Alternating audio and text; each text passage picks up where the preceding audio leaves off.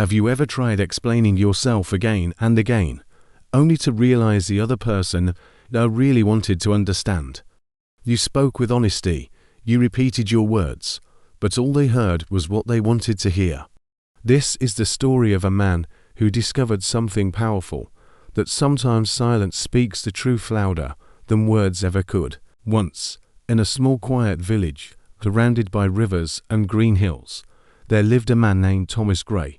Thomas was a lantern maker, a gentle and patient craftsman who made lamps that glowed softly in the night. People admired his work, but not everyone respected him. Across the road lived Mr. Clark, the village tax collector, proud, sharp-tongued, and always suspicious. He often accused Thomas of overcharging his customers. "Your light isn't worth the price you ask," he would sneer in the market. Thomas would smile and explain the cost of good glass, the fine oil, the careful hands that built each lamp. But Clark never listened. He would just smirk and walk away, leaving Thomas feeling small. Days turned into weeks, weeks into months. Thomas kept trying to clear his name, defending himself again and again, but the more he spoke, the faster the rumors grew. "Thomas is greedy," people whispered.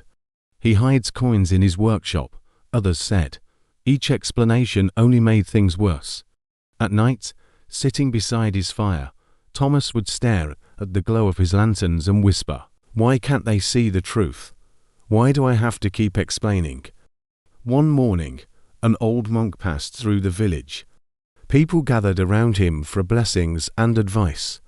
When the crowd faded, Thomas approached him quietly. "Sir," he said, "I try to be honest. I never cheat anyone. But no matter how much I explain, people twist my words. What should I do to make them understand?" The monk looked at him for a long moment and smiled gently.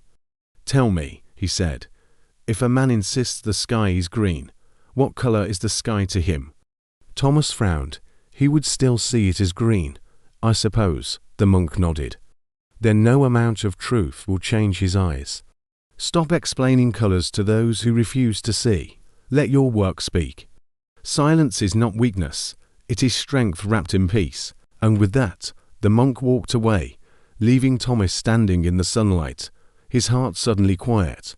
From that day on, Thomas changed. He stopped defending himself. When people accused him, he smiled. When Clark mocked him, he bowed politely and said nothing.